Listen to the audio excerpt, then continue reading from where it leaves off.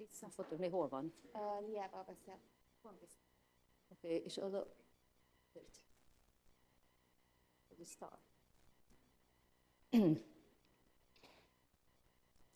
Dear ladies and gentlemen, dear distinguished speakers, good evening.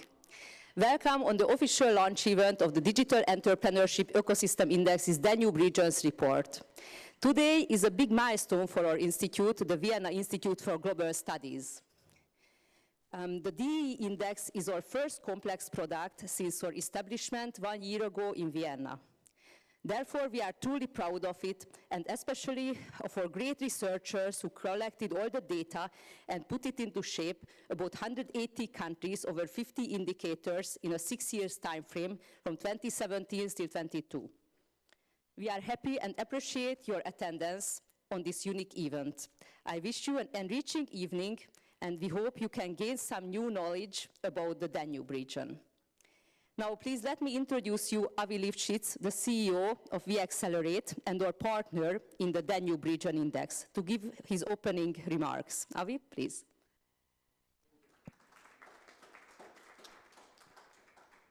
Many thanks.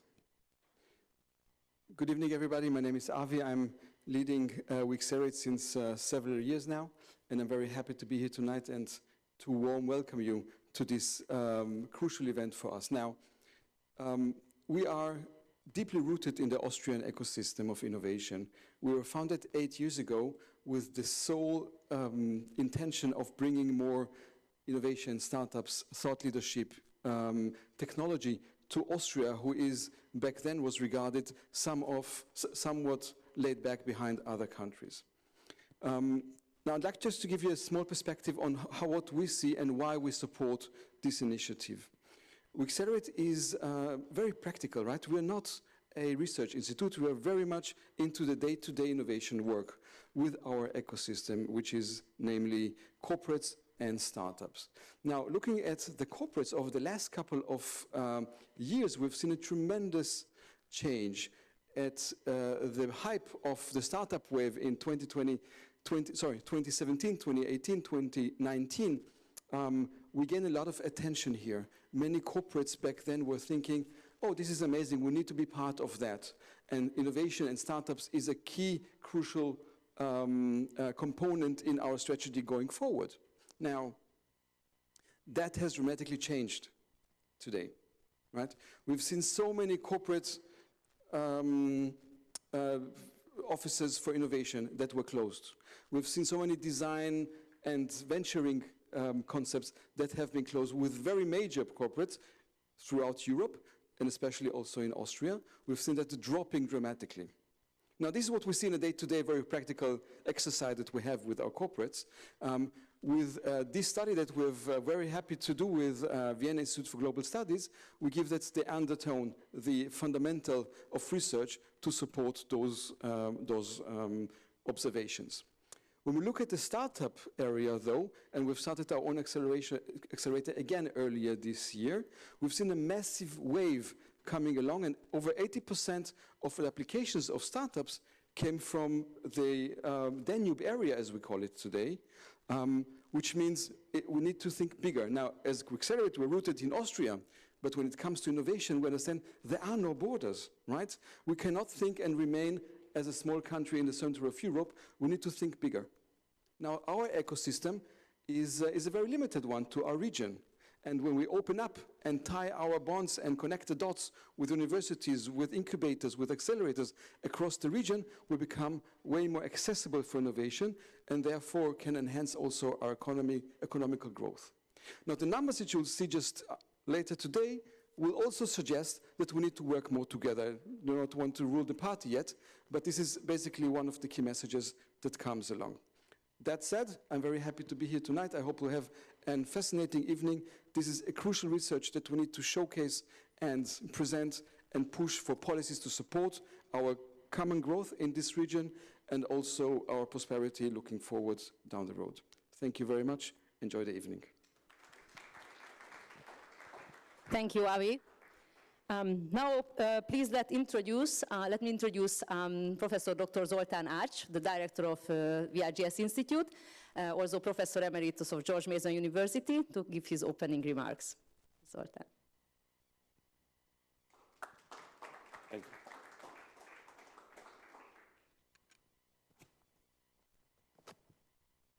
Well, good evening. Welcome to this really interesting event for us. We started this think tank about 2 years ago, and people said, well, what are you going to study? Everything's being studied. So I looked into this. There are 11,821 think tanks in the world.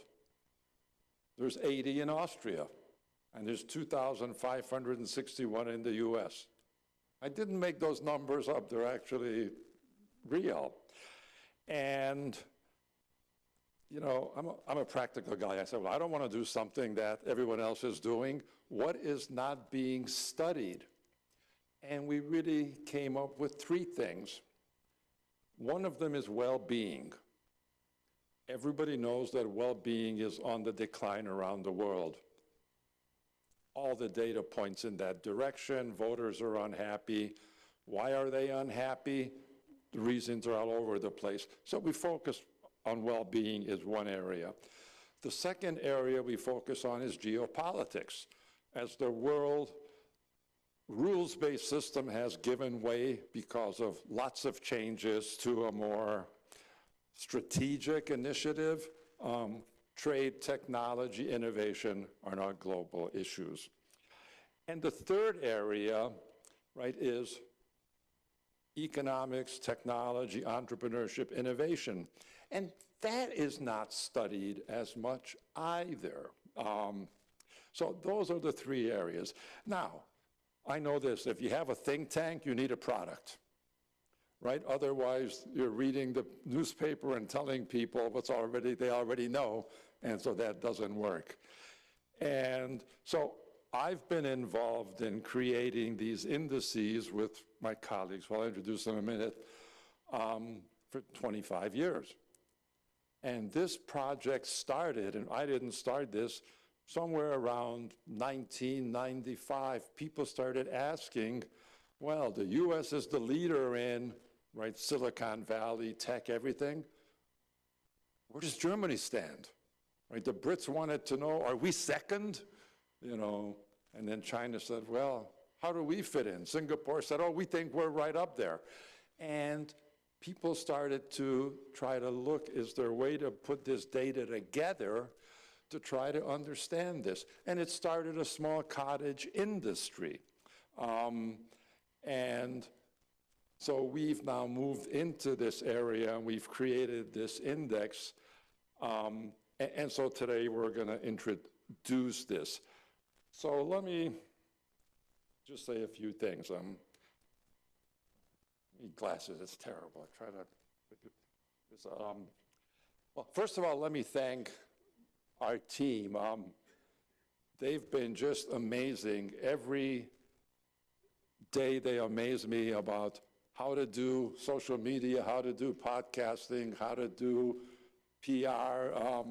And when Szerb and I started this, we had 9 PhDs and 1 sort of support person that did everything. And then I realized, no, we need 1 PhD and 9 people to spread the news. So that's where we are now. Let me tell a joke. What is the difference between capitalism, socialism, and communism? It's a great subject, right? Well, communism is really easy. I have 2 cows. The government comes, takes both my cows, and gives me free milk. Pretty good deal, right? Under socialism, I have 2 cows. The government comes, takes 1 cow, and gives it to my neighbor, who doesn't do anything. Capitalism, I have 2 cows. I sell 1 cow, buy a bull, have a bunch of baby cows, and then I live happily ever after and then retire.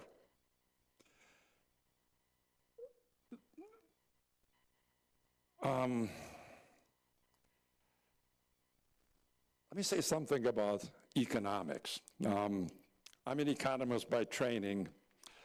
there's 4 ways to study economics. One is what all of us hear every quarter, right? The government announces how much the economy changed, right? And if you pick up the Economist magazine I lost, I know there it is, right? You go to the back page, and you can see every quarter they list how much these things change, right? 0.5%, 1%, 1.3, you know, so that's helpful.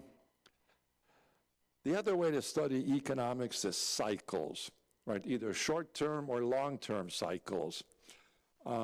This is less well understood, but these things happen.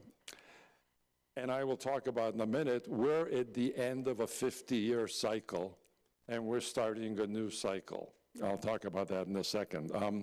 The third way to study it is economic growth, right? This is sort of where my research area is, right? Innovation, entrepreneurship, ecosystems, human capital, all of these things that all of you are very, very aware of. The fourth way to study macroeconomics is distribution, right? How do we split up the socialist pie, right? And that is determined by political economy. There is no real economic theory that tells me who should get what and how much. And this is a real issue. So for the last 15 years, ever since Thomas Piketty, how many of you know who Thomas Piketty is? Right, he wrote this book on capital in the 21st century. The book is this thick. Everybody bought it when it came out. Nobody read it because it wasn't easy, but everybody read the introduction. His main message was, we need a wealth tax to take the money from the rich and spread it around. And of course, the socialists jumped on this, and for the last 15 years, macroeconomics has been about discussions of distribution. And I can see why, right? There is an issue of income inequality. There is a slowing of economic growth, and there's a fight over how to split up the pie, right? And I don't need to say more than take a look at France, right, where the socialists want to introduce the wealth tax. And in many other countries, this is a big debate. The problem with that story is, as Margaret Thatcher said years ago, she said, there's only one problem with socialism. Sooner or later, you run out of cows. There's nothing to distribute. And then you ask the question, how will the economy continue to function? And there's no answer to that from that perspective. So this year, all of you, I'm sure, saw this. Of course, a lot of people probably don't pay attention to it. The Nobel Prize in Economics was given for the subject of entrepreneurship and innovation. Right? It was given to Philippe Aghion and Peter Howitt. One's a Canadian, the other one's a French guy. I know both of them. And my daughter calls me up. She says, oh, I thought you got the Nobel Prize because you study entrepreneurship and innovation. And she goes, then I saw it with some other guy. I said, yeah, right. The Nobel Committee focused on the macro big story of growth, right? Not on the micro story of entrepreneurship, of startups, of spillovers, of innovation, all of those things. But they've made the topic important. So here's really where we are.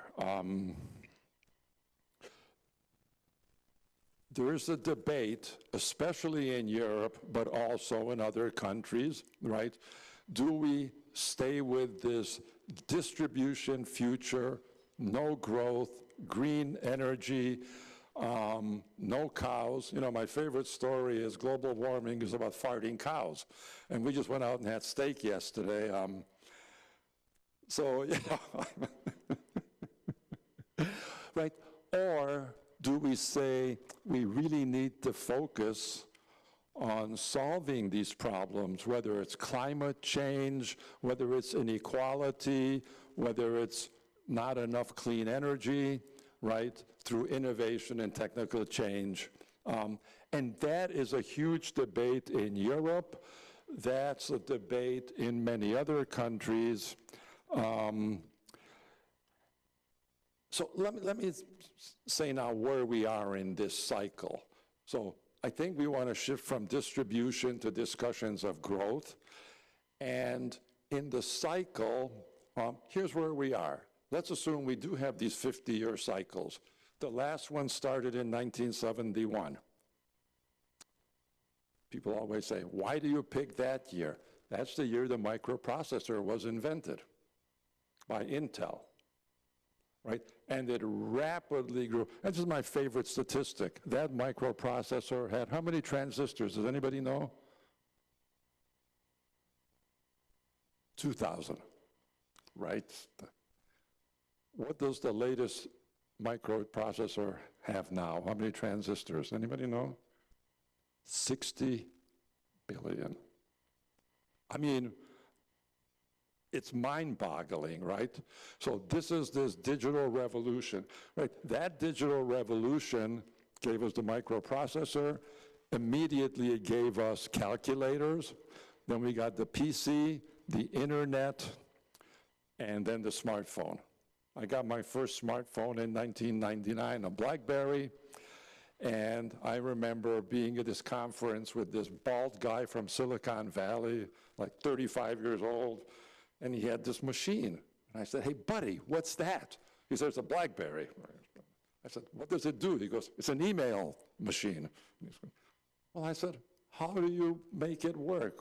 He says, well, I read my emails and give answers. I said, well, how do you type a long answer? And he said, I'm the president of the company. I only give 2 answers. Right? You know what they are, right? Yes and no.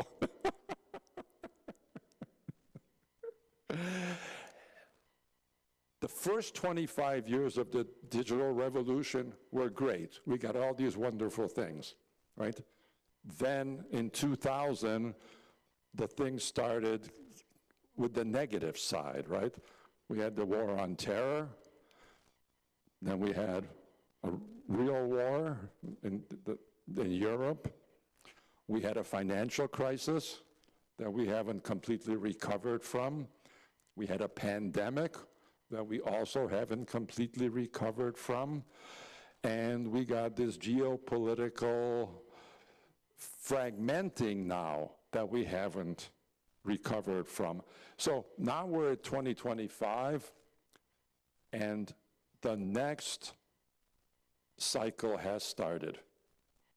And that's what this institute is interested in, helping us figure out, right, how in these crucial years we really get ahead. And so this index is a way to create data globally and regionally so we can better understand where we're going, what needs to be done. We don't claim to have all the answers, but we've been in this business for a long time, and when you have something that people can look at that makes sense, it's not political, it's not ideological, that's of great value. So with that, let me introduce my longtime friend and colleague, Szerb László. I've known Szerb for 25 years. It's really almost too long. We've written scores of papers, scores of books, many versions of this index. László's a professor at University of Pécs in Hungary. He's a member of the Hungarian Academy of Sciences. He's head of research at the VIGS Institute. I didn't know. He doesn't need more of an introduction. Let's welcome Szerb, who will run you through the index.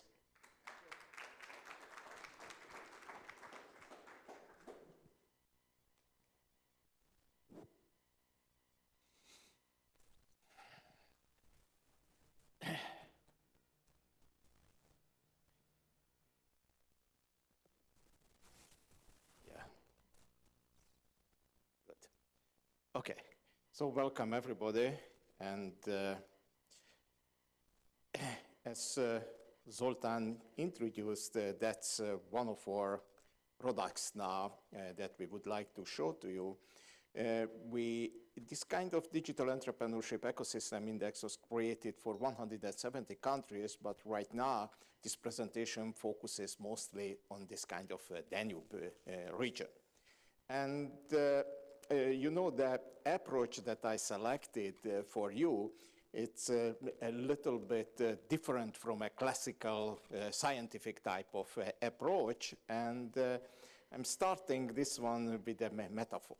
Yeah? So the metaphor of understanding this kind of entrepreneurship or digital entrepreneurship ecosystem. And how I view it, or how we view it now, it's something like an analogy for the biological ecosystem of the flora and the fauna. And turning back to the ecosystem, so the entrepreneurial ecosystems is something like in the classical view, there are some kind of quasi-separated ecosystems or biomes. They live close to each other. And as you can see, there are various ecosystems, yeah? And each regions and each ecosystem grows by its own. They have their own fauna. The fauna includes the resources, the institutions, the flora. Oh, sorry, that's the flora and the fauna. There are some kind of different venture types. And in the economics, we use this kind of analogy. You probably heard about the gazelles and the unicorns. These are the two most well-known animals that used here. But as you can see here, there are three different ecosystems that I'm discussing. You know, one of this is the savanna, yeah, the other is the desert, and the third one is the most richest, there's something like the rainforest, yeah? And each have some kind of different habitats, different kind of species there. And if we would like to see what is a typical sauna or typical ecosystem, that's closer to the savanna somewhere, yeah? So, and where you have something like lots of mice. Mice are the very small firms. So they have their role in the economy, but they don't really grow. There are then this kind of camels who are resistant to the crisis and others. And there are the big firms, these are the elephants, yeah? All of them are important there. And what we are looking for, some kind of fast-growing businesses, there are the swift gazelles there. And there are some kind of rare species there beyond this one. And that's especially what I'm showing you is missing from in this kind of Danube regions. And what we know, this kind of local endowment basically shape the species, and that's what we basically would like to show you in this kind of Digital Entrepreneurship Ecosystem Index, what could make this kind of species to grow or to exist. What decides which animals to thrive? So it's basically the climate is the first, and turning to the ecosystem, we need something like risk tolerance, yeah, some kind of initiatives, some kind of positive role models, yeah. That's the basic of this kind of ecosystem. Then here we have the vegetation that provides you the market opportunities. There, the food that this kind of animals can do that. So, and in this case, the openness to this kind of new products, ease of entry, these are important in the vegetations. Then we have some kind of rules of the savanna. Yeah, so rules are basically not really seen in the biological ecosystem, but that's really important in the economic ecosystems. There should be something like fair, predictable, and constatable institutions providing a good basis for the businesses to exist and grow. And here we have the nutrients, yeah, and nutrients that make this kind of businesses grow. Finance, human capital, technological capital, including some kind of funding, some kind of skills, some kind of tech. And we need the pathways that connect the different species in this kind of ecosystem that first form the infrastructure, the roads, the logistics, the broadbands, and also include the clusters. So these are the things that contains this kind of ecosystem partially. Now we have some kind of changes, yeah? These are the classical ecosystem. The digitalization, yeah? And that's one of the new things in this kind of approach, what we are discussing, not the entrepreneurial ecosystem, but the digital entrepreneurial ecosystem, yeah? That we are moving from this kind of quasi-closed biomes to some kind of connected biomes and connected realms, yeah? So now everything is connected, yeah? And that provides some kind of new opportunities, but new threats also. Then the flora also transforms. The habitat changes, resources become more portable, accessible via this kind of wires, yeah, via this kind of pathways. And the fauna gains some kind of range and speed, and the species also change, yeah? So the gazelles could scale better or even faster. They can become the cheetahs. Cheetahs are those that are expected to become unicorns in the near future, something like in 3 years, yeah? And there are the unicorns. There are something like businesses valued more than startups, valued more than $1 billion. Yeah, so, and there are some kind of other species, something like zebras. Zebras are those who basically balance this kind of growth with some kind of sustainability type of issues, do not really focus on the growth issues. And this kind of businesses could monetize and could use the advantages of this kind of digitalization. And in the fauna, there appeared some kind of other magical animals. And besides the unicorns, there are the dragons, and quite a few of them, the so-called new world weavers, yeah, with the rule-setting power. And that's changed this kind of ecosystem considerably. Now, let's turn back to our digital entrepreneurship ecosystem, what we are really examining. In this case, the digital ecosystem represents this kind of new rule settings and new system. And the entrepreneurship ecosystem is the classical type of ecosystem that consists of two parts also, the institutions and the entrepreneurial agents. And entrepreneurial agents in the digital era, they're different from the classical entrepreneur. Classical entrepreneur is something like a solo person, a solo hero.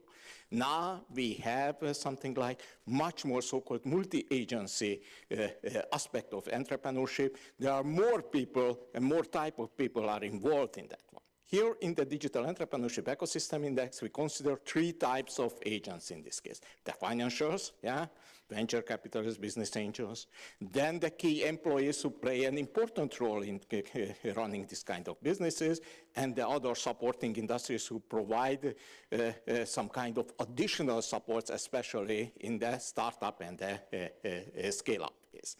And you know, the question is there. So it's ecosystems are basically something like smaller units than countries, except a few countries, something like Singapore, yeah, or Estonia. They are very relatively small entities, but you know, institutions exist on the country level, yeah, and especially when we are discussing about the digital ecosystem that consists of the digital technology and technology provider, they're also mostly in the country level could be interpreted, yeah. A little bit going further and turning back, what we are discussing, and that's the structure of basically this kind of ecosystem, and we are discussing about 12 components there. This kind of 12 components dynamically interact with each other. That's very similar like we have. And that's basically what we have. That's the flora, yeah? That's the flora. And the flora gives birth to the fauna, and the fauna will be something like the emergence of this kind of new digital product, new ventures, fast-growing businesses. So that's how we interpret basically this kind of ecosystem index. what do we think? We shouldn't try to pick up the winners here. We should try to focus on the flora to change the habits and the others to influence this kind of and the emergence of high growth businesses. Now let's turn to this kind of Danube region, and that shows the overall index points for these countries. We excluded Ukraine, you know, so yeah, it's a war situation, basically, no reliable data, and we just use Germany as a benchmarking, yeah? And the other parts, in some sense, that's, if we cut out basically Bulgaria, very similar to the former Austro-Hungarian monarchy, yeah? So it's, that I think it was economically a very efficient thing, and that might gives the idea to look Austria for not to the west, but more to the east since then. And as you can see there, Austria is the leading, yeah. The other countries, the Czech, the Slovak, Hungarian, Slovenia, something like it's relatively close to them. And then Romania and Bulgaria, it's again lower, and who are out of the EU, they're basically on the bottom of this kind of list. A major advantage of our index is something like that we are taking into account this kind of time frame development. Generally, an index is calculated on a yearly basis. And you can only compare the ranking of the countries. But here we have one benchmark, so basically we could follow the evolvement of this kind of digitalization, or how this kind of digital ecosystem and the entrepreneurship ecosystem interact with each other. And that's that you can see the ranking of this kind of countries. As you can see, we are denoted with red. That's the countries that belong to this kind of Danube region. And there is no surprise, probably, that most of these countries are ranked on the bottom of this kind of European list. Yeah? So, and except, yeah, Austria, there is a very high. The Czechia, Slovenia, they're something like make it relatively close to that one. And then the others are coming in almost one group. There's a little bit gap between the non-EU member countries and the EU member countries. Look, we know that this kind of ecosystem development is closely related to the development of the country, yeah? So, and if we try to filter out the development effect, then we have this kind of so-called development implied trend line of the DEE. That probably shows an average country, how the average country's digital entrepreneurship ecosystem appears in terms of the development of the country. The development of the country is measured by the per capita GDP. In this case, what we can see there, if the country is above that, that is Germany and Austria is on the line, then it's, the country is better than the average country. Yeah? If it's below the line, then it's worse than an average country of the same development. Yeah? Because there is, and in this case, as you can see here, there, Moldova, that is almost the last, there is above this kind of line, so it's doing relatively better as compared to the other similarly developed countries. So most of the countries are very close to this one, yeah? So it's relatively few countries are out of this kind of range. So it's, you shouldn't view it something like exactly on the range, but something like close to that one, yeah? And here it is when we go into details. Everybody's asking what is the ranking of my countries, but it's much more important, how can you improve upon? And to improve upon, you need to know the inside structure. And here it is, the 4 sub-indexes, the digital technology index, that is something like the best in this region. Yeah? So the digital technologies are very well developed in this region. But think about that one, that's also an opportunity, but also a threat that others could also come to your country and take over if your businesses are not well developed. And that's what we can see on the bottom. This is basically the technology entrepreneurship. So, sorry, this is the infrastructure and this is the technology entrepreneurship part. That is the lowest part, and especially the development of this one is not really good. So what does it mean? We have in the region relatively well-developed digital infrastructure, but missing entrepreneurs who could exploit the potential provided by this kind of digital infrastructure.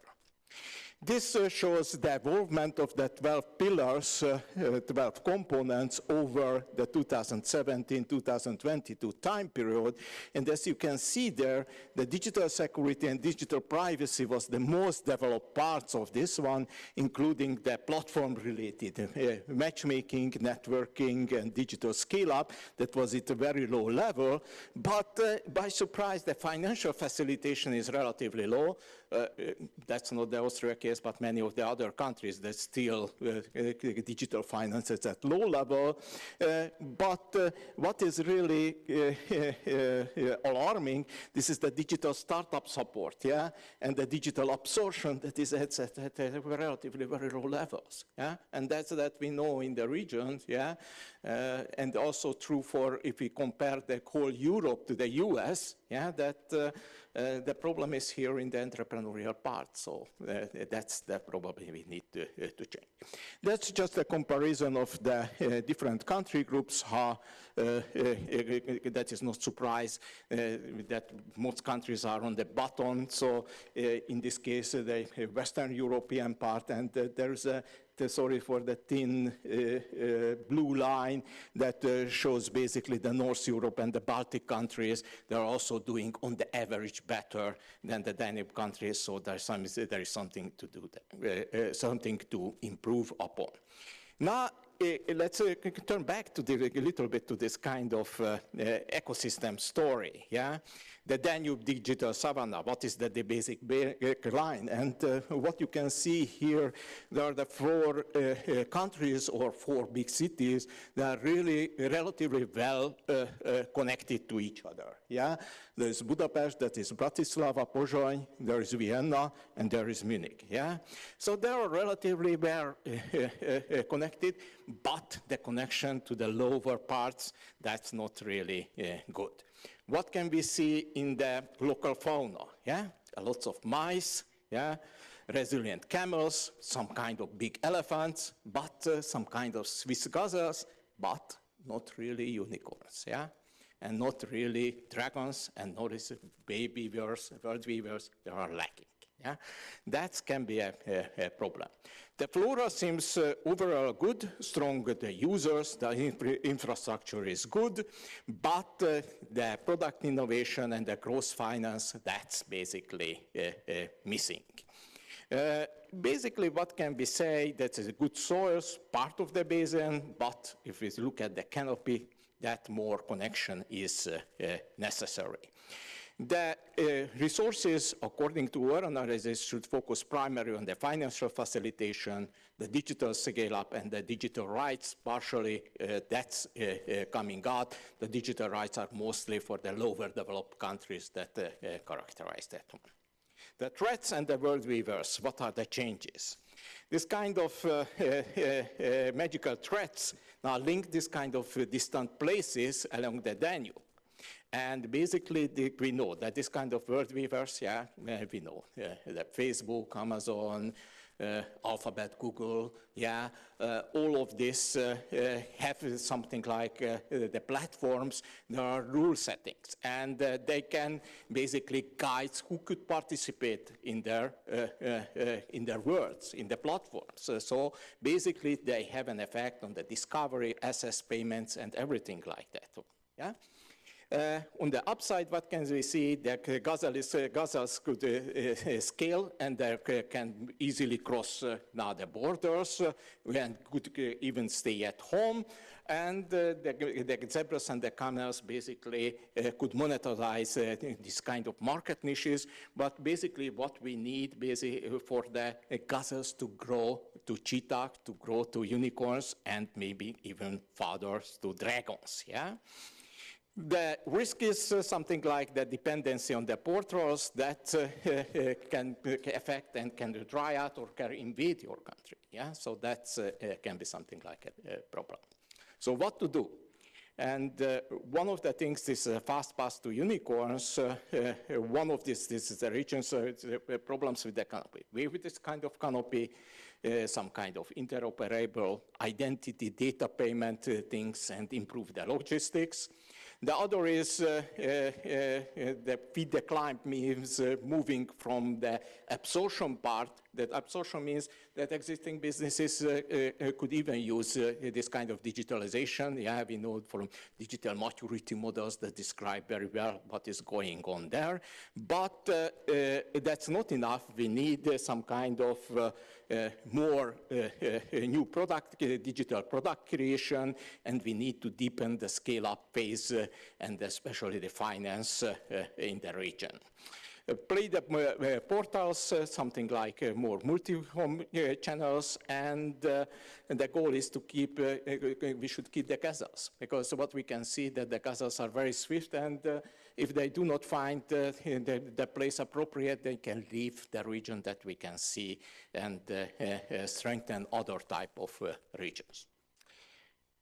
Our index is basically a diagnosis tool, and I will have some kind of slides that are something like some kind of suggestions, but basically I diagnose this. And when I'm turned to some kind of suggestion, that rather gives some kind of floor to the roundtable debate, yeah, what to do in the region, that would be there.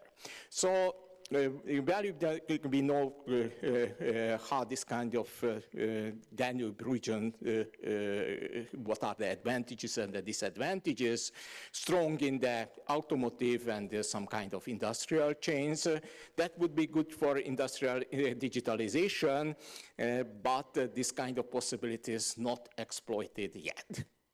What we can see is basically something like even the car development industry is trying to something like going to China and other places. Yeah, so and that leaves to the other things what to do with those engineers and other people who are staying here. Yeah, so that I think it could provide some kind of good opportunity maybe to start new businesses and trying to catch up there. And that's something like goes to the talent dynamics high in the system education, yeah, and but this kind of brain drain that also something like a danger that talents can leave the region, then it could be even more problematic to catch up with others.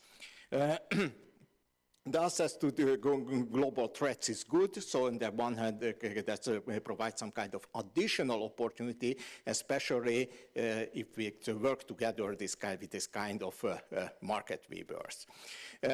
What we can see is one of the basic problem here is the missing capital and the venture capital. And not just the money, but the expertise of the venture capitalists, yeah? So in the region, probably we know how to build up 𝐾𝐄𝐄s. In Europe, we know how to build up billion-dollar businesses, but nobody knows how to build up a trillion-dollar business, yeah? So that's, it needs, that's a question, so that's probably this kind of expertise we need.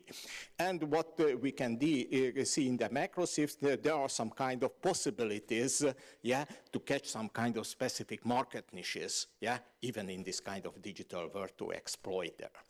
So cure, not a prescription. Nobody should say it. So it's something like, I tell to you, that's some kind of provocative question, yeah, or suggestion what to do. So, and that's something like comes out from our analysis or goes a little bit over this kind of analysis. One of these that I just finished in the last slide, pick up some kind of exportable niches, yeah? Something like industrial AI and other type of possibilities. Then it's coming to exploit the local demand, yeah? Procurement, cross-border procurement in the Danube region might help us to increase some kind of aggregate demand. Then there is something that we could do now, building this kind of data centers. There's there's a high priority in the AI era. So there is something that the region should also do, yeah, building that one. And also something like, this is here with the Danube Growth Fund, yeah? Some kind of venture capital and others, but not as we have done previously that provided some kind of government funds and others, but involving those who really know how to build up the businesses, not just the money, but really the expertise what we really need. We can see this kind of world weavers, something like as a possibility also to work with them, not against with them, but to work with them on based on their mutual advantages. And lastly, this kind of talent locality anchor or keeping their talents here in that one. Thank you very much.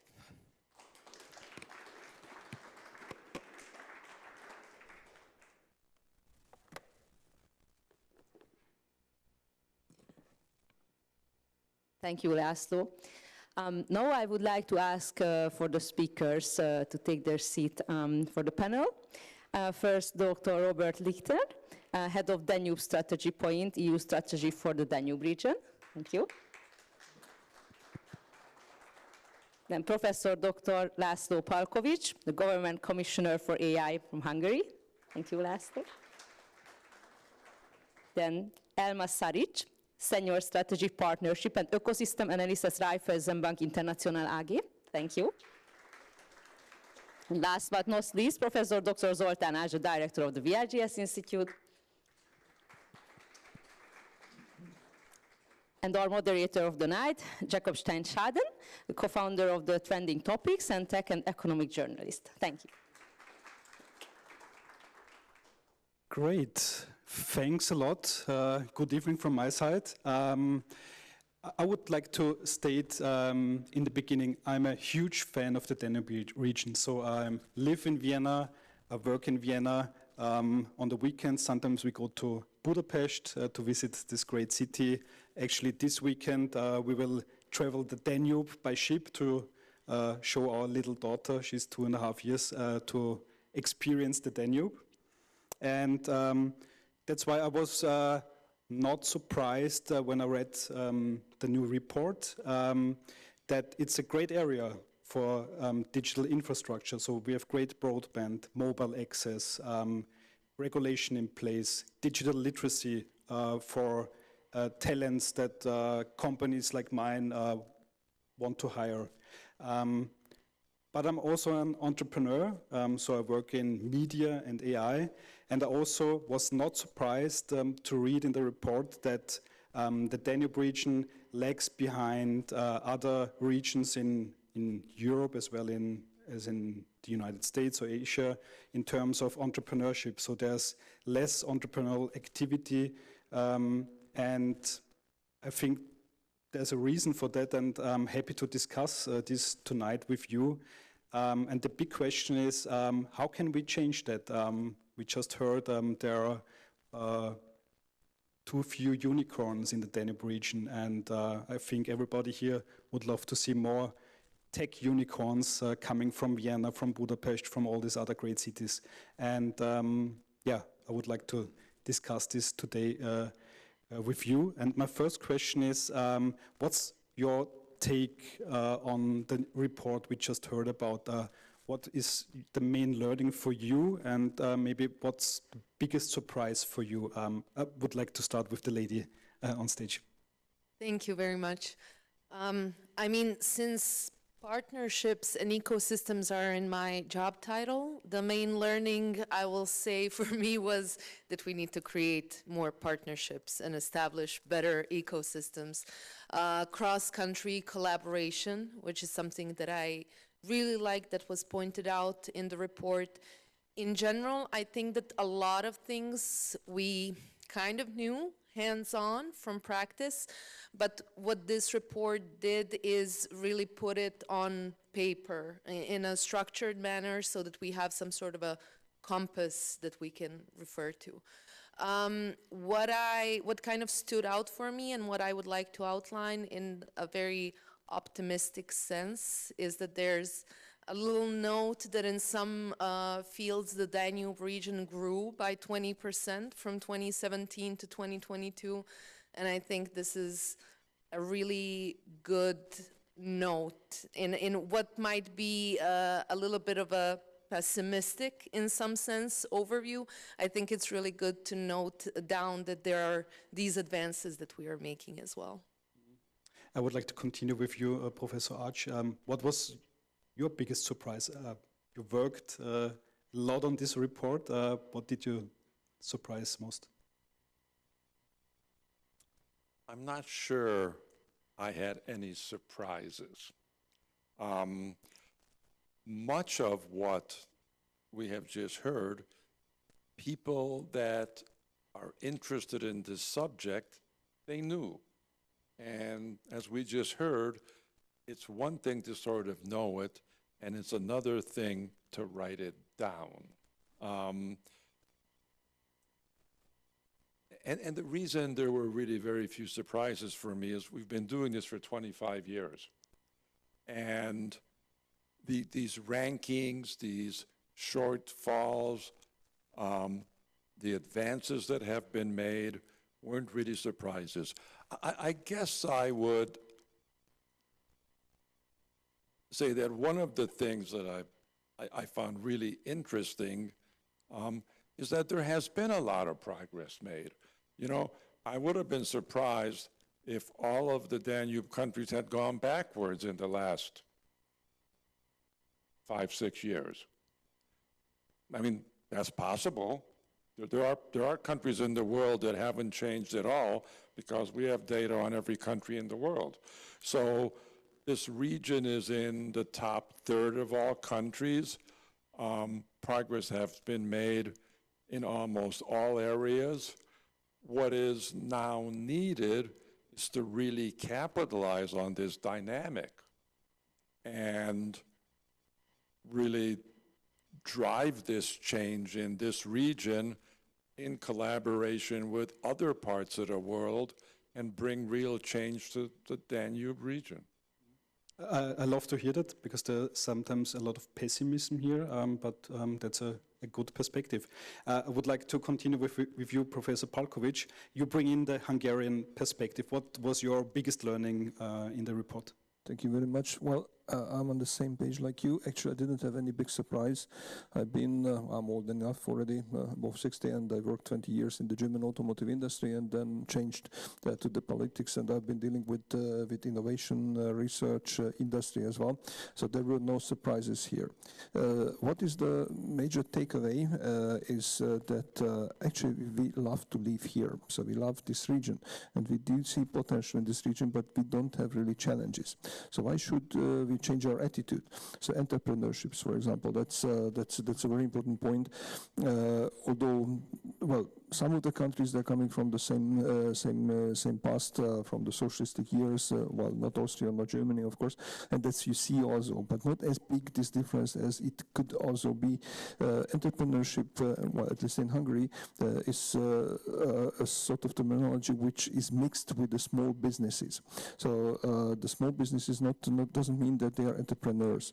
So what happened on the turn of the 90s, beginning of the 90s, is that the Hungarian former socialistic industry collapsed, partially because we wanted it collapsed, and then nothing came afterwards. So we didn't do our job. We did not explain that what does it mean to be entrepreneur. We told everybody, market is going to decide, you do whatever you want to do, start up your company, and you can compete with the others. But who was the competition? The competition was the German Mittelstand, having 200 years of continuous development without having any kind of breakages. So that's why it was a total misinterpretation. What was the consequence of this? It was very simple. The big value chains, like the multinational companies, they came to Hungary. They actually started to accommodate themselves. They were happy with the trained labor. They were happy with the relatively good infrastructure, and they are doing successful business. If you look at the Hungarian GDP, the added value, well, roughly 50% of the added value is generated by 1% of the total number of the companies that big value chains. The rest is generated by the small businesses. So this is a very unhealthy structure, but seemingly we like this because we don't want to get towards the real entrepreneurship. So the number of the startups as the university spin-offs in Hungary is very low. If I compare it, for example, to Israel or China or any of the big US university centers. So this is what we need to learn. But currently we see the opportunities, but still the challenge is not there that we need to change. So we are in good shape. We see really that it's a good region here, but we need to do something with this. And for example, the cooperation is one point what we need to take seriously. So far we haven't taken it really seriously. If you look at that set of the countries, well, if I look Hungary, we have cooperation with Germany, less with Austria, and actually no cooperation with the other countries unless we try to force it. And I would assume that also the other former socialistic countries are in the same shapes. That's what we need to learn. We need to cooperate with the others. We have all the tools. We have all the frames. Actually, the European Union is an excellent framework for that we could be able to cooperate with each other. But still, we don't do it because we are too much happy with our current environment. Dr. Robert Lichtner, you are working on the Danube Region strategy. You had your look at the report. What was your biggest learning, and did you find any surprises in it? Well, not so many surprises. The learning is important for me. As you said, I represent the Danube Region strategy, which is an EU framework, which is an EU strategy that unites 14 countries. So basically all the Danube countries along the Danube are working together on challenges that the countries, the member states defined. I think what is important, extremely important about this report, and we had a discussion before on this, I think it's the timing for me. The timing is extremely right because in the European Union now, we are starting the discussion on the new EU budget. And we are in the time when we have a proposal for the next EU budget. That's a lot of money for all European countries, for EU member states. And for the Danube region, this is an extremely important report that can be further taken up by the countries.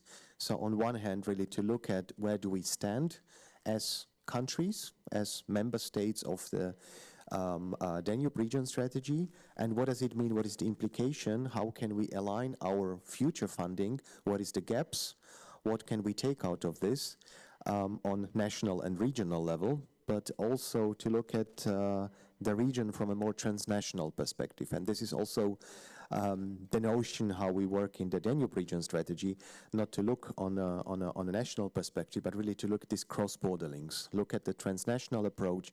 What does it need for the Danube region to become more prosperous? So what does it mean for entrepreneurship? What does it mean for digital literacy? What does it mean for startups, for scaling up businesses?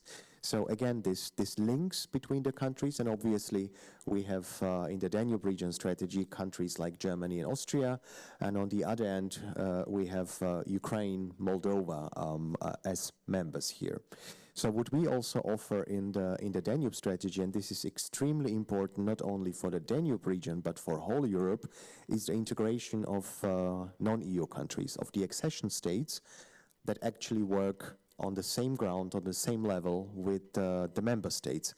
And this is extremely important when it comes, and you said it, the cooperation principle is extremely important. So really to look at the region as a whole, to understand the differences. We have extreme regional differences, but from these regional differences we can drive the innovation forward, because every country has a different background, historic, economic, etc. But when we join forces and really look at the region from a really regional perspective, again, looking towards the next EU budget, I think the report can be an important driver here for the next, and you called it different periods, so for the next 20 years. Therefore, I'm really happy that you present the report today. Great, thanks for the first round. Let's dive into it. The last time when I visited Sweden and looked at the entrepreneurial ecosystem there, I always heard this story. In Sweden, they tell you, so we gave the population very early on digital broadband, and that's one of the main reasons why today you see unicorns like Spotify, Klarna, and so on and so on.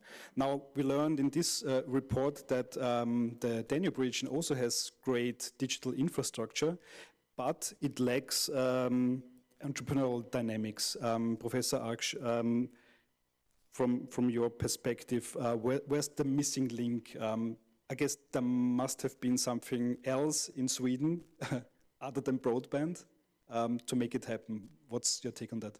You know, this question was asked of me about 7, 8 years ago in Denmark. I was at a meeting in Copenhagen, and someone said, how come Sweden has a unicorn? They were referring to Spotify. And they said, and we don't. I said, well, I don't really know the answer to that, right? But let me say a couple things that I know for sure. When we used to study national systems of innovation back in the 90s, we were worried about Japan, right? And we looked at Sweden. Sweden acts like a large country.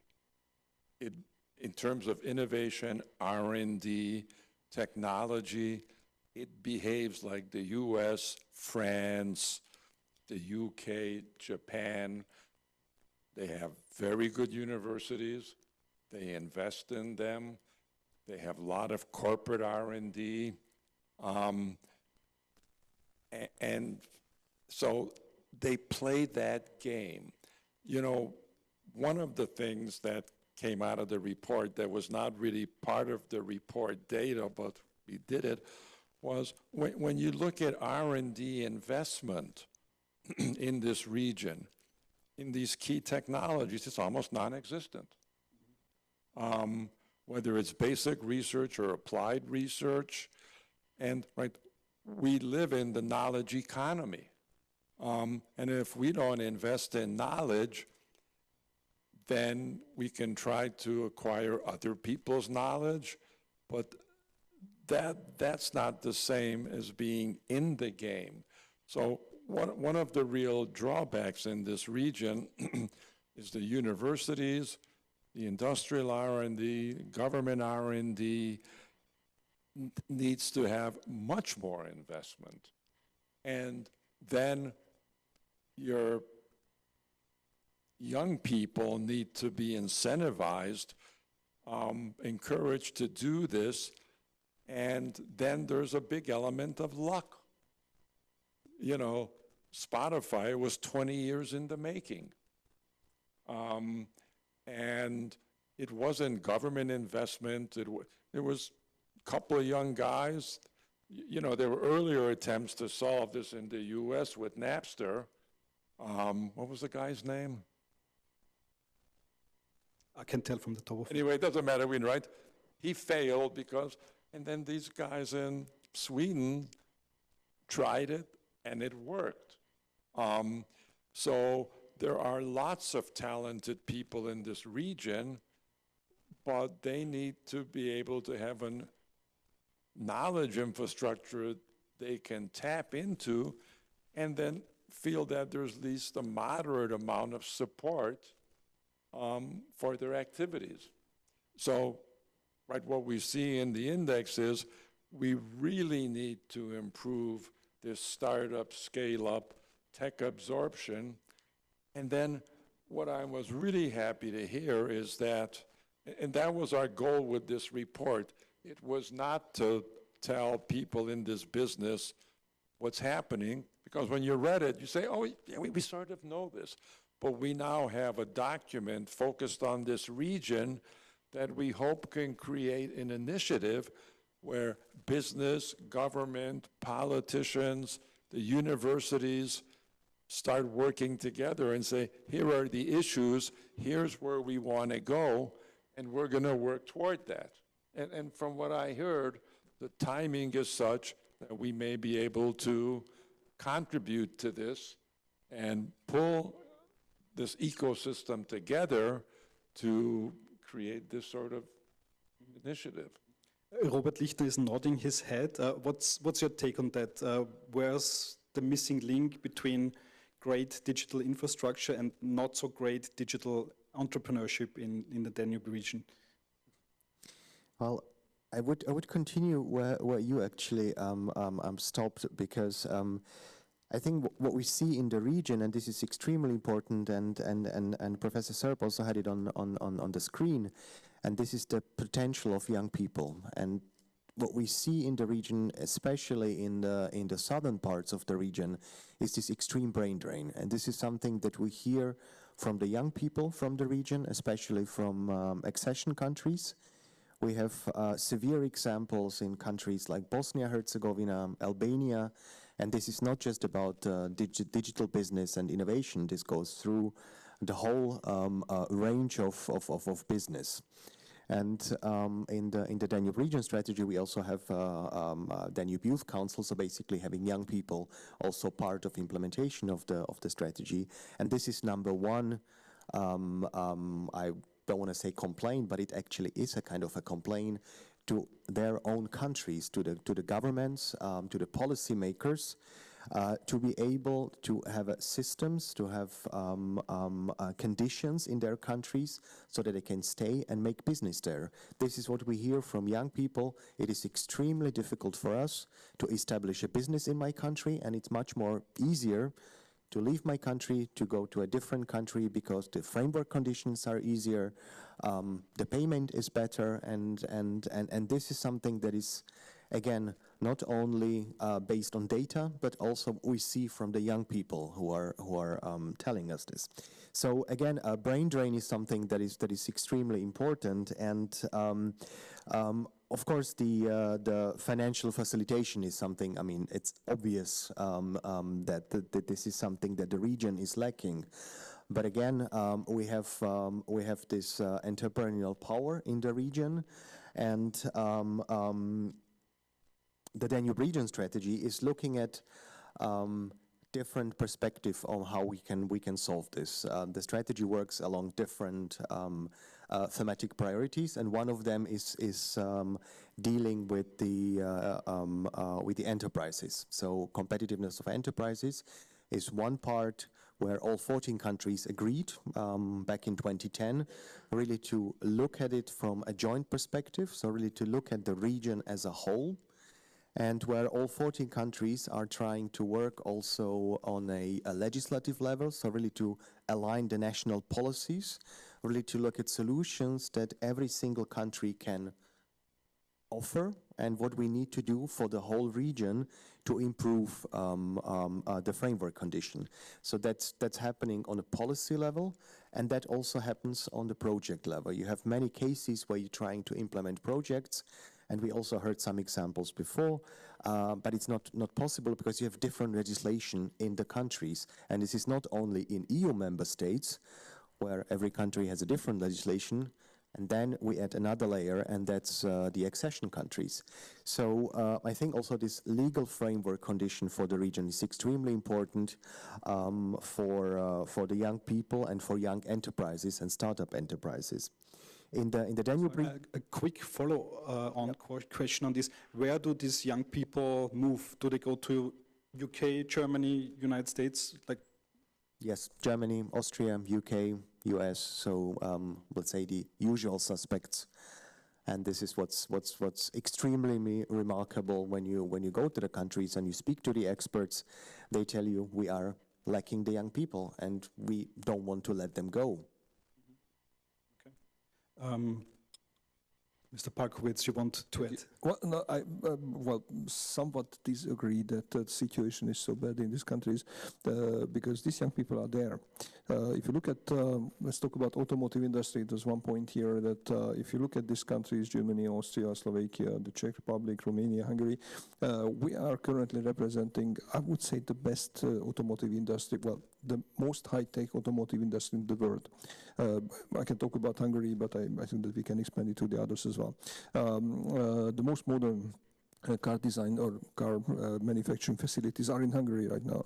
So BMW has just inaugurated their plant in Debrecen. That's where they actually produced the world's very first electric car. Mercedes has doubled their activities in Hungary. Actually, they have the biggest production facility there. BYD is coming from China. They are building also their first European stuff. So, and this is full with Hungarian engineers. The Bosch has 4,000 engineers in Hungary. 4,000 engineering means that that's the second largest location besides of Germany. And the level of the activities what they do in this 4,000 engineer facility let's say, the autonomous vehicle design activities. A big portion is made there, and they are managing projects from Budapest in Palo Alto, and I can tell you about the others as well. The problem is somewhat different. This entrepreneurship, that's the attitude. Do I want to do my own business, or I want to work for safe, secured, good conditioned work providing companies like Blush, like ThyssenKrupp, like all the others? And I think that this is the issue. If you look at Romania 20 years ago, they clearly see that if they let their the young talents in informatics go, then nothing will happen in Romania. They introduced that if you are working in informatics, you are not paying any tax. That's it, period. Actually, if you look at Transylvania, the IT type of business is booming, really. Now they stopped this, but I think that people are not leaving Romania because of that. So we did a lot, but these are the large enterprises and not the small businesses. I was a minister responsible for innovation and universities. I tried to understand that what's the difference. Why somebody in Israel, why somebody in China, or somebody in the United States want to do business? Why don't want to work for the big enterprises? And what is the difference in Central Eastern Europe? But take Germany also to that. In Germany, the Mittelstand is strong, but the small family business is not as strong as also in Austria. I found only one difference. This is our... Sorry? Yeah, this is our Central European inferiority feeling. Basically, we are afraid of making failure. So if you are taking bigger responsibility with establishing your own business, and if you fail, that's a disaster. At least in Hungary, I don't know how's that in other countries, but in Hungary, if you fail, that's a disaster. Although if you fail with your first business, then you will be more valuable for the second one. That's the attitude in Israel. There is one failure. Okay, then I'm going to make the next. United States the same. China, okay, it's a bit differently, but also the same attitude. That was the only difference. I could not say that our engineers are less qualified, less talented than the others. No, because if they can work in the same international environment, they are as good as the others. Currently, if we talk about autonomous vehicle design, autonomous vehicle control, I think that Hungary is one of the leading countries in the world, actually, together with our German colleagues. And if you can, well, okay, I don't want to say anything about North American car industry because it might be rude a little bit, but nevertheless, they're the best ones, but they are working for the big value chains and not for their own local things. We had some startups, they didn't even get to the unicorn level. AI Motive, I think that you know them. It was a good startup, and Stellantis acquired them. So the company doesn't exist anymore. It became a department of Stellantis. I don't know what will happen to them. They started a good business, but after some time they gave up and said, okay, I don't want to take this anymore. Take my cash out and I will do something different. I think that was the only thing what I found, this entrepreneurial way of thinking that I want to be that. Most probably too many negative examples. We started to establish a startup university, a university course where we educated several thousand people for that. What does that mean to establish a startup company? Even provided money for that. Currently, for the PhD students who are working in relevant areas, we opened an opportunity that, okay, if you have just a single idea from your PhD, then please start to make your startup business. We are going to give you money. And what is the reason for that? Well, frankly speaking, I found one different reason why don't you want to change from the research to the business. Simply our academic structure. Our academic structure requires publications. It's very simple. If you are going to publish something, you will not make any patent out of that because that is going to destroy the novelty. That's it. So I think that was the other reason, but I could not find any other reason. The financing, how to get money, what are the legal conditions? I think that we have the same legal conditions anywhere in the world, but still it does not work because something keeps up young talents. They are not even leaving Hungary. So if you say that one of the target countries, Austria. In fact, this kind of migration leaving Hungary is roughly the same proportion like in Austria. So I would not say it's not a tragic issue. So we have enough young people there. So these are the two things what I find. A quick follow-up question. Since November 2022, we are in the age of AI. So ChatGPT launched, and we know all the consequence that it had. You are the government commissioner for artificial intelligence of Hungary. Now, if you look at like the map of AI, you have United States, you have China, and you have a few companies in Europe. What's your strategy in connection to the Danube region in terms of AI? So it is very difficult to compare China, United States, and Europe. China is one country. United States is one country. Europe is 27 countries. So that means that our structure is much more complicated. We have different culture, different legal structure, different industry habits. So that's why you cannot really compare that. I'm normally asked that why European Union has the AI Act? Why do we have any kind of regulation? Simply because we need to have that regulation. If somebody tells me today that the AI Act is going to hinder him to establish a company and run any kind of AI-based business, then I think that he's just not lying. Basically, he doesn't want to work. Simply, that doesn't hinder anything. Actually, a lot of AI entrepreneurs say exactly that it's especially the Americans are saying exactly like that because we don't let them close to the European databases. That's the answer to that. I'm having discussion with many of those. Same from China, actually. No, I don't think that we are in a big trouble, even in the artificial intelligence. The 27 different type of database what we have, it gives us a very high robustness. So basically, if we start, and that's also in the AI deployment strategy that they published it roughly two weeks ago, that 11 different fields where we want to position ourselves.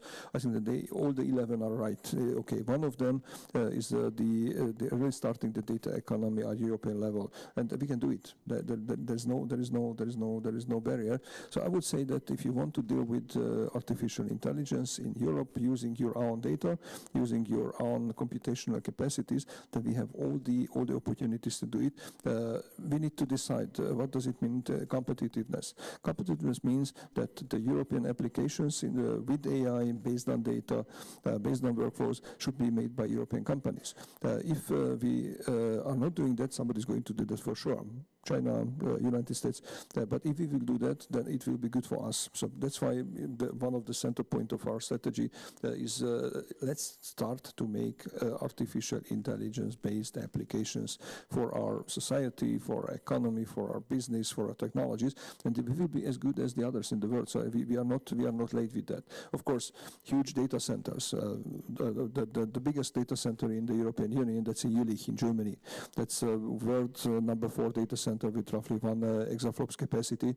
We are building another one now in Spain, and in the Hungarian strategy we also say that Hungary is quite suitable country because of our energy mix to establish data centers. We have a fixed basic load, well, nuclear. I don't know if we don't share the same opinion with Austria, but we have growing amount of solar energy, and we also have the compensation energy. That's exactly what you need for data centers. We are running currently 3 discussions with 3 big companies to establish data center in Hungary. So this we all can do. The artificial intelligence is not a rocket science, not a brain surgery. This is something that anybody can do who has the willingness. Data, computational capacity, money, and also the attitude to do it. So I don't think that we are losing with that. I'm very much positive, even about small countries like Hungary. But here again, the cooperation is very good. Good example. We started to have AI level cooperation with Austria. So we are doing many things with Austria. Since we're in Vienna today, let's talk a little bit about Austria.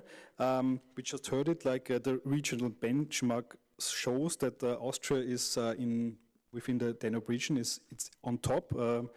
I was happy to read that, to hear that. From RBI's perspective, what does Austria do differently? So RBI is active across the whole region, and what can be transferred to other Danube countries?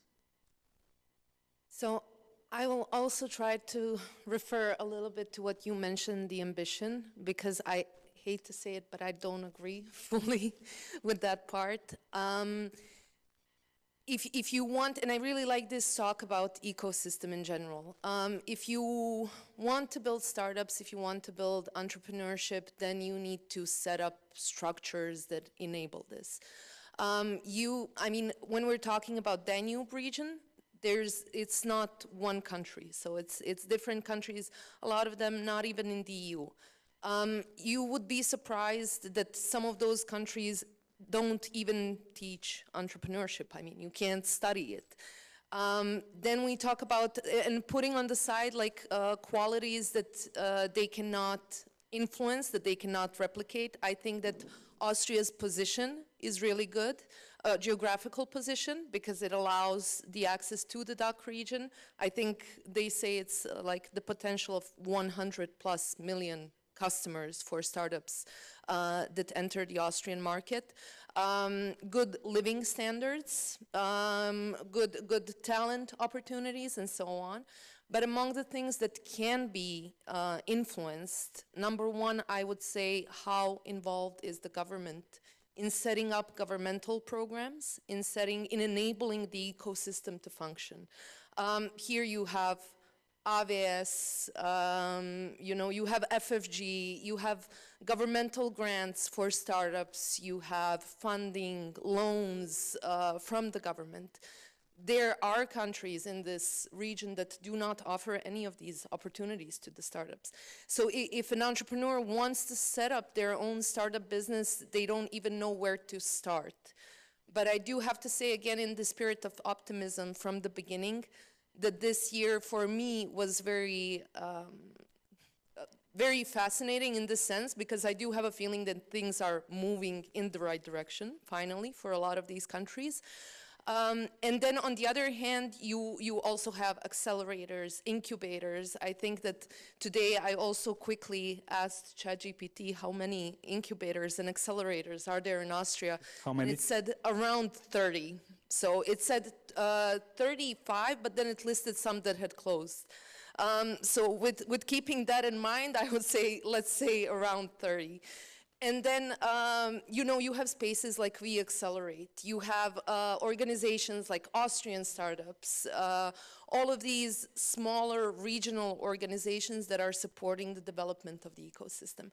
In a lot of these countries, you don't have that. And then let's go into Vienna Up as a festival that brings international audience to Austria. So it's really an entire structure that's set up in a place that enables this ecosystem to grow. And this is, where you have to start. Robert Lichtner, you are based in Vienna, but do you want to add something? Sorry, I just wanted to agree to that what you say. I think that the key word is here the ecosystem. I think that what is not understood in our countries, like in Austria, like in Germany, that you are not building a single factory, you are not building a single discipline, but you are building a complete ecosystem. And without having that, you will never be competitive. In Hungary, the Hungarian government sometimes is more intensive than other governments, so you can see it from outside. But for example, as we are building the battery ecosystem. Some people don't like it, but that's an ecosystem. And if you are not building it up as a chain or as a network for all these stakeholders, then you are going to fail. The autonomous vehicle system, it's an ecosystem. You have seen that. We built a testing facility for cars, mostly for autonomous and connected cars, where we are cooperating with Austrian, also with AVL. AVL is our joint venture partner, because we realize that we don't have that experience, that know-how what they have. That's what made the joint venture, and we are running this ecosystem with us. I think the ecosystem is an important element. That's what we need to extend. We have done quite a lot with this. Robert Lichtner, one quick question on Austria. We just heard many opportunities, advantages of the Austrian ecosystem. You travel a lot in the Danube region. Do you think Austria, Vienna can offer like a blueprint for other countries or cities in terms of ecosystem building? Well, definitely there is excellent examples when we talk about in terms of the Danube Region strategy approach. Of course, I cannot speak for Austria because we are basically working for the whole region. But what you can see, and this is the very same approach Austria and also Germany, is that you see in this implementation of the Danube strategy, where you have countries which are strong in certain fields, they are always those who are offering innovation transfer, that are offering the best case examples, and this mutual learning from each other is extremely important. We have in the Danube strategy, in the field where we deal with competitiveness of enterprises, from Germany, Baden-Württemberg is extremely the driving force here. Together, for example, with Croatia, we have in the Danube strategy, there is always 2 countries that are coordinating a certain thematic field, and the Germans are extremely important for driving this priority area here. So we are looking, and this was at the beginning when we started with this approach, on this transnational approach, was looking where do we stand. So what is the region? What does it look like, and what are the most companies here? And the focus clearly there is on SMEs, because we have seen that small and medium enterprises are the backbone, are the core of the most of the countries. So we are mainly focusing on small and medium enterprises, really to bring in the support in the region here, looking at technology transfer, looking at clusters, looking at circular economy, bioeconomy. So these kind of fields are those where especially Germany, Austria can also provide good case examples, but not only in terms of how it's being done, but really doing it by example. So the countries, Western Balkan countries, Central European countries are part of this implementation here. So really learning on the job, learning this together, again providing the opportunity to implement projects together from German companies, together with Croatian companies, Serbian companies, when it comes to implementation of projects in these fields. I would like to talk about one more topic about financing. So I guess everybody acknowledges that there is a money problem in the region, and after that I would like to open up to the audience to ask your questions to this great panel. So within the report, read that the region contributes only 0.3 to global industrial R&D. Professor 𝐀𝐿, how do we break this cycle? How can we get more money into this ecosystem? So look, this reminds me of the Asian miracle, right? Singapore, when it separated from Malaysia 50 years ago or whatever, it was a poor agricultural country, similar to Taiwan, similar to South Korea, right? The Asian miracle required political leadership that said, look, we can make this work, but all of you have to trust the political leadership. Consume less, tighten your belt, and over 5-10 years, these economies will prosper. And that actually worked. Those countries reduced consumption, greatly increased investment, and we know that that miracle of the Asian tigers was partly driven by investment in industry, banking, finance, I mean, whatever. I'm no expert on European finances, but I know a couple things. Every government in Europe is broke. Basically, they're all hugely in debt. US is no exception to this. And there is a political struggle going on to acquire government resources for your party or your group, whether it's for pensions, Medicare, to save the environment, health. We're in this fight, and we're squeezing out investment that should be going into this next AI revolution. And it's only going to get worse with an aging population, et cetera. And politicians, business, and government have to sit down and say to the public, look, you need to have less money from the government and not more. That's not a popular position to take, but if we don't take that position, what's going to happen? And that's really the message. And I think young people would be very receptive to this message that we need to change this imbalance that is now going on between consumption and investment. I may be wrong, you know, because I'm not an expert in this, but in the US, I know that this clearly is the problem. And in much of Europe, whether it's France or Germany or the UK, it's the same issue. And if we continue to go down the consumption route, this story of this next revolution may get really ugly, with Europe unable to hold its own against the US and China, but maybe even against the Middle East, Southeast Asia, and other countries. So I see this as a big issue. Okay, so the Asian miracle, how could a Danube miracle look like? The perspective of the bank is always interesting in this case.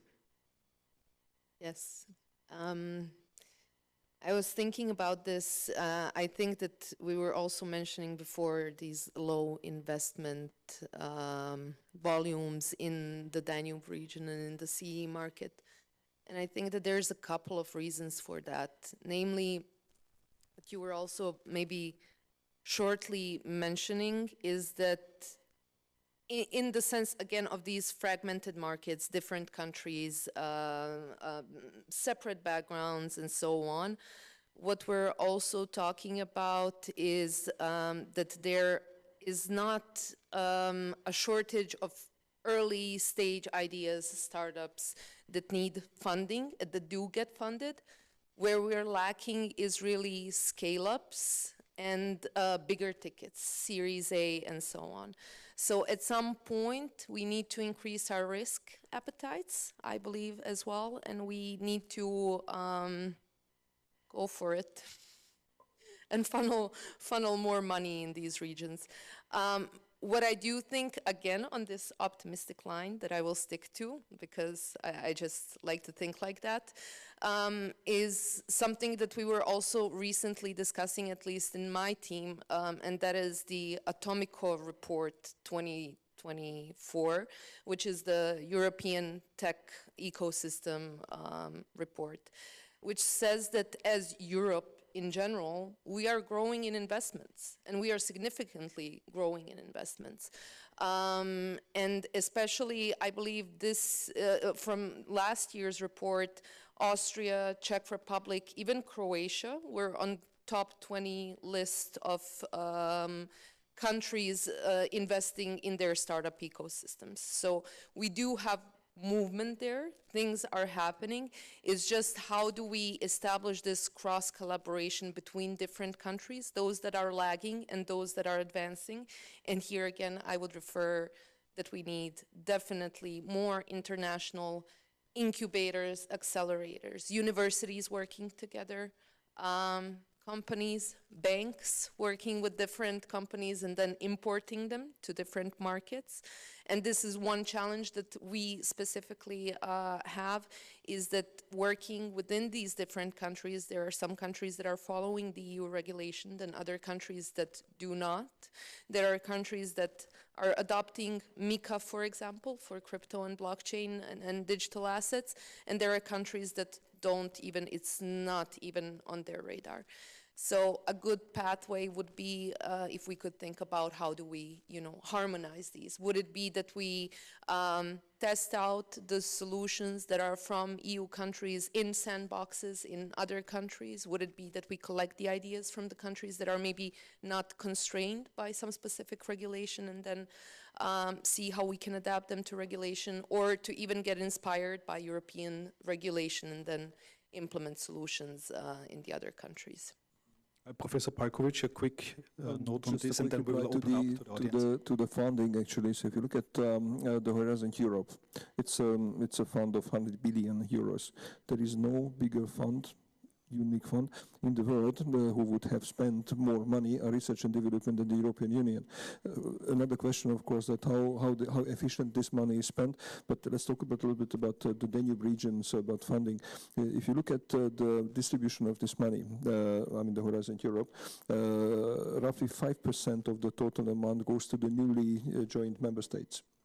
5%, although the newly joined member states represent 20% in the population. I made, together with your minister, different proposals that how should we change this, because actually to the Danube region, besides of Austria, part of Germany, a relatively low amount of money flows into that, so it must be reconsidered. But I don't want to talk about it, I want to be also positive, because I think that we have a positive situation. So simply what I would see, and that's a part of the Hungarian artificial intelligence strategy. So now we have a unique opportunity. We could utilize the fact that we are 27 countries with very high robustness based on our structure, and we have also assets on which we can build by means of using the opportunities provided by the artificial intelligence. What do I mean? Just an example, and we can talk about that afterwards. What is strong in Europe? If you look at the 50 most important technology fields, there is no one single which is coming from Europe, mostly China, United States. What is still strong in Europe? Automotive industry. We started to destroy it with, well, actually not good political, not only government political, but also company political decisions, but still we have the best industry in that. So why don't we take this asset? Whoever can make a car can make anything. The car is the most complicated product, technological product that you see. You cannot say anything more. I mean, space rockets, okay, but you are going to produce 2 of them, or some of the airplanes could be also, but it's also not true. Take this asset, this technological background, and decide what do we want to do as a next. What is the next big issue with artificial intelligence? Robots. If you look at Elon Musk, it's very important that if you look at him, for example, what he says, it's a bit exaggerated, I guess. He says that by 2040 there will be 10 billion humanoid robots in the world who are doing some kind of job, which I think that it's a bit too many, but we go in that direction. Why don't we put it as a strategic target? Europe, based on our automotive technological expertise, also the know-how in the artificial intelligence. One of our number 1 product is humanoid robot, because there will be many humanoid robots. It's a big business. They will be deterministic in our industry, in our social life, actually everywhere. So we should decide what to do. And if you look at specifically the Danube region, as I said, Czech Republic, Austria, Slovakia, Hungary, Romania, we have the most modern automotive industry. It's more modern than Germany. Really, that's the simple fact. So why don't we try to do something like this? Of course, it needs to have coordination. Somebody must coordinate it, and we need to learn how to cooperate with each other. So that's. I think that this is something, the direction where if we can go, and then we can list up many other projects. It's not only automotive industry, but there are many other things. But we need to cooperate with each other. Otherwise, we will not be competitive. Even the Danube region is not very visible from global perspective. But together we could be strong, and we need to utilize it. I think that our governments are going in that direction, so I do have this feeling. Okay. A robot strategy for the Danube region, that would be really interesting. You want to add something? Just to add, I mean, I'm 100% with you. I mean, this cooperation principle is extremely important. As you said, Europe is not one country. European Union is 27 countries. That's on one hand an asset. On the other hand, looking from the outside, it may also not be seen as an asset. But here the cooperation principle is extremely important, as you say, to have a joint strategy, to look how we can tackle this. And I just looked it up. We have, for the EU competitiveness plan, we have 409 billion euros foreseen for the next EU budget. So we cannot complain that there is no money being invested. So the money is here. The whole EU budget has 2 trillion. So speaking about investments going down, the funding going down by the European Union is not the right case. I think, as you said, to have a joint cooperation plan, countries to join together really to make a strategic plan on what to do would be the only way. Just to add on this. Okay, great. So we heard many very interesting things. Now we want to hear from you, dear audience. We have approximately 10 more minutes. We will have a microphone for you. You have great panelists here. Now it's your turn to ask your questions. Over there is the first one. Oh my God, I'm now nervous. So my name is Elisa. I'm happy to pay my taxes in Austria. Before I was living in Spain. When you were commenting about the strategic funds and the plan not to cooperate with each other, do you also have some specific plan or thought on how to all this money kind of circulate within the new regions, and this money don't flow away to other competitors? Because, I mean, I'm not talking just about money, also about the talents that you were commenting about, but how to cooperate that in somehow one cycle of each of these transactions stay within the region. And the money don't go to China or US, to put it clear.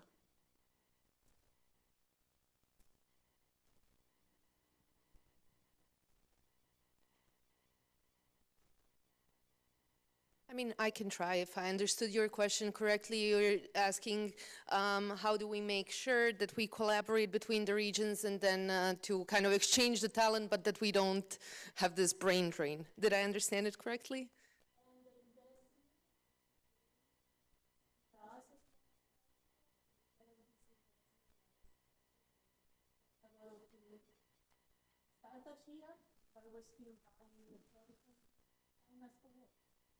Yeah. Yeah. Yeah, I understand. Yeah, so I can speak maybe a little bit from the perspective of my company or my team, how we do it, but just from the general ecosystem building approach. And what we try to do is, now I'm talking about our network banks as these like small examples of, let's say, local ecosystems and how they talk to local fintech associations, local startup associations. So we do a lot of work on building relationships with those local organizations and with the local talent. And I think the key is building up those communities separately and then connecting, interconnecting the talent across countries. So either research programs or sending people from one country to another to see how things are developed there, or these international incubators, accelerators that I was also mentioning. How to make talent stay in one country, I'm not sure that we can. I think there was a suggestion to tie with equity for 2 to 3 years to kind of have that buy-in. But I think the best way to have the talent stay is to give them opportunities to develop. And then they will stay in that ecosystem. Just to join you to that, but because you approach this issue from the competitiveness side, the question who wants to be competitive with whom? If Hungary competes with Austria, we have no solution. If a region, like this region, or let's say Europe, is competing with China, then there is a solution. Frankly speaking, I don't care if an engineer from Hungary, from 𝐾𝐿 goes to a Polish startup company is going to work there, because that's the same cultural environment. If the same engineer goes to China and works for a Chinese company, that's already an issue. So I think that, but in that matter, we are not as bad. So basically, this exchange between European countries, I think that that's not a big problem. Big problem is when they are leaving Europe and they go to the United States and when they go to China. I think that we are able to avoid all the programs that you mentioned, the Erasmus program on the European Union level for research, for education, Horizon Europe for the corporations. These are all targeting on that these people are not leaving Europe. In fact, now we see an opposite direction. People started to come back from China, people started to come back from the United States.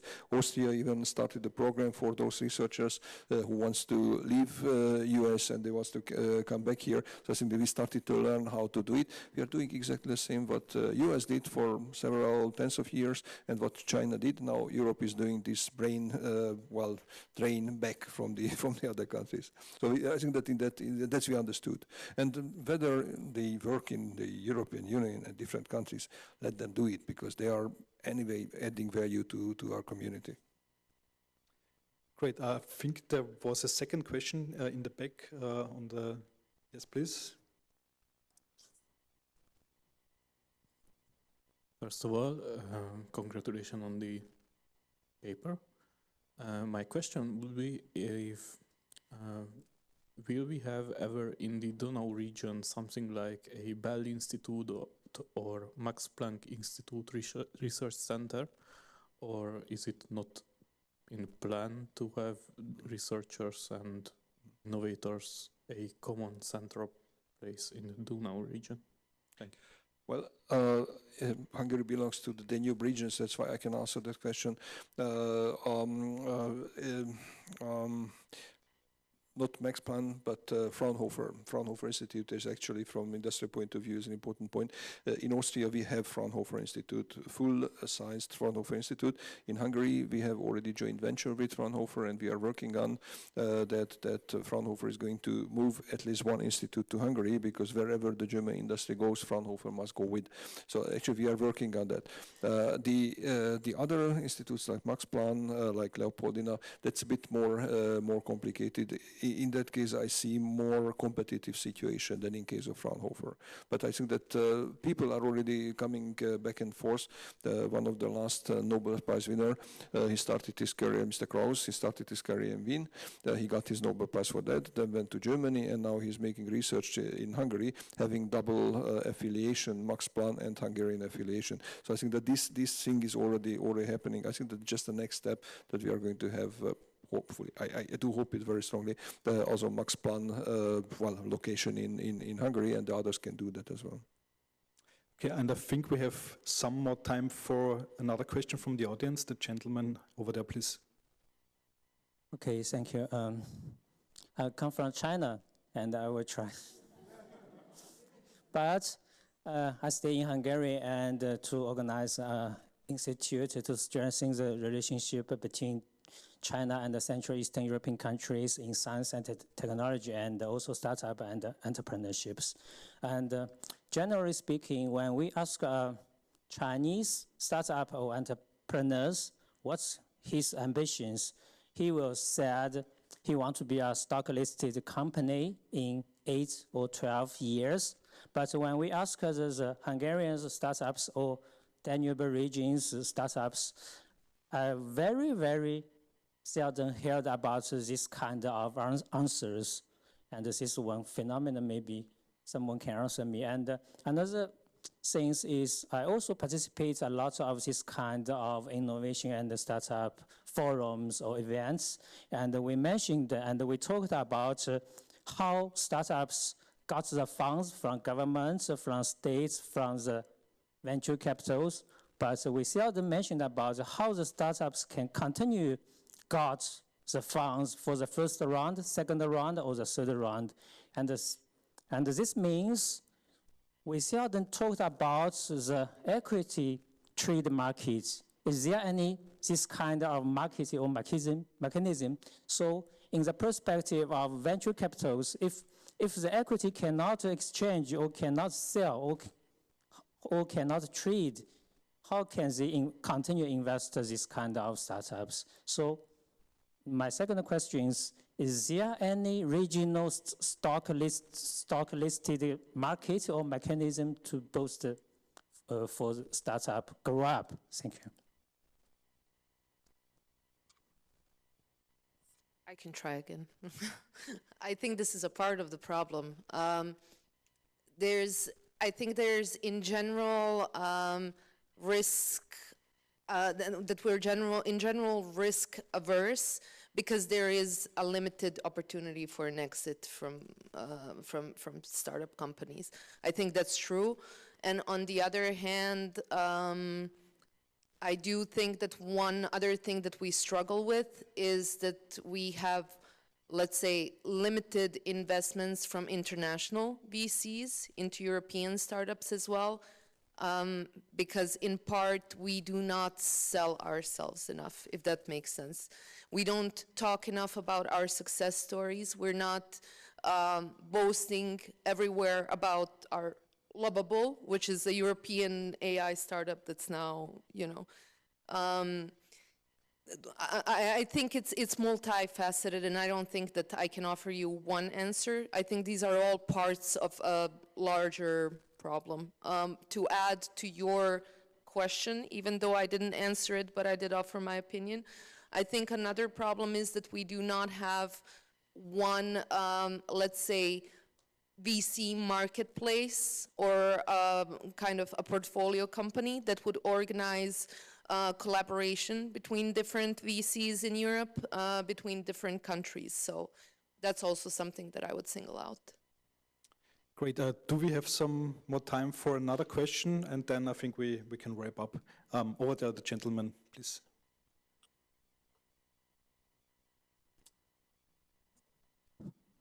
So hi, I just want to add one point and ask something. Especially when it comes to young people, I have fortunately the privilege that you were talking about young people starting startups, and we need an ecosystem that somehow motivates them and like push them to do take the risk and have a risk appetite to start their ideas into like official companies and startup systems. I would speak in my situation, in my age. I think that the most fundamental lacking problem is taxation. I think there is policy-wise near zero motivation or like support from the states, especially speaking about Austria, for like young people below, let's say, the age of 27 or 25 to take a risk without having the massive burden of taxation, especially in like countries with a very good quality of life like Austria and Germany and good income. If you don't motivate young people and free them or like liberate them from their tax burdens below at, let's say, a certain age, they won't take the initiative to risk their own savings on like ideas that might or might not work out. So that's just one comment regarding why young people are not doing it. I think the culture is lacking, especially like government-funded policy-related culture. The second point is that I also find a problem, and I'm asking especially you for that, why are banks in Austria especially not offering any matching services? For example, if a young guy has 20,000 euros of hard work, save money, but they have this brilliant startup idea that again might work or might not work, but they would be able or willing to risk and take the risk, but are super difficult for them to even get the extra funding that they need for the legalities, for the establishment, all the bureaucratic works. And if I offer a bank, for example, let's say 20,000, there's literally almost zero opportunity from these huge organizations or banks to match me. You know what I mean? Like I put 20, you put 20, I take the risk, you take the risk. And that would also, because the only opportunities to get money from Austria is technically Förderungs, which I had like 2 calls today. And normally they take over a year of time to get approval. And if you get approved, you first have to invest all of the money on your own and then show a fixed outcome, like a real product that you succeeded. Then the government would maybe rebate you by 20 to 30%. But that doesn't work in the modern age, because when we're speaking about AI, things happen overnight. I mean, we're saying general intelligence computers in 3 years. We are right now at the age of singular language models, but people are like Elon Musk are talking about general intelligence in 3 years. So I can't like waste a year risking my own money, doing all these bureaucratic things with my young age while focusing on my education, while focusing on my own life, when there's literally zero support, neither from the government or from the banks. There's no risk taking from you guys, like massive institutions and companies, and the government, the state, while you're asking us to take all the risk and like be motivated and have the appetite and like go after our dreams in order, you know what I mean? So it's like, at the end of the day, yes, if it succeeds, it will benefit me personally and everyone around me, but it will also be a mess. For example, if it turns into a unicorn like Spotify, it helps the country itself, like thousands of working places, massive annual tax revenues and tax intakes for the state. But you're asking me to do all the job, then you are expecting benefit from me without supporting me or like assisting me, which is not fair. So let me first, just the first question or the first statement that you said about taxation, I think that's a very valid point. And we can learn from Estonia there that set up a very easy system of registration and taxation of the companies. Regarding your second point, I think it's a good idea. But on one hand, I don't know if you understood me when I was talking about risk. I was mainly talking that VCs and corporates need to be less risk averse. So with startup founders and startups in general, I think that the only responsibility there should be to build and to build fast and to fail and to be supported in that process.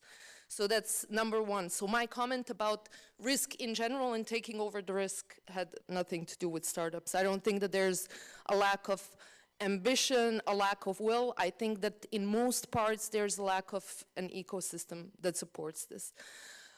From our side, we are in a specific situation because Raiffeisen Bank that I work for, we do not work, so in Austria we only work with big corporates, institutional clients, so we do not have like a startup outreach. We have one startup debt fund, which is doing pretty well, but it's really targeting later stage startups. And then in our other countries, I would honestly nominate this as a topic to my colleagues. Why don't we have this? I think it's a good point. Yes. Okay, great. We have two more. You want to add something? Say one quick question, or one quick observation. If you went through school, you know that the generally accepted view in Europe is that innovation comes from large companies and startups are not needed. This is in national systems of innovation, in the Porter model. The politicians all went to school, and the general belief is that Siemens and other big companies will do all the innovation, and for that reason, we don't really support a startup culture. This is a huge problem, right? And then the VCs, they basically focus on later stage, and you know, no one is talking about investing $500 billion in AI tomorrow in Europe. And no one's really talking about funding startups and small firms. So this is an educational and cultural problem. And you know, so we have 30 incubators in Austria. We should probably have 3,000, you know, but so this is a systemic problem that hopefully can be addressed, but it needs to be addressed with an urgency. Okay, we've got two more questions from the online audience. Yes, I try to summarize them because they are long and we are running out of time. One is asking about the baselines, what we need as people and as society at the age of robots, which is coming. And the other one is asking in the former communist region, in the former communist countries, about the entrepreneurial culture, the lack of mentors, the lack of knowledge, accelerators, these kind of issues.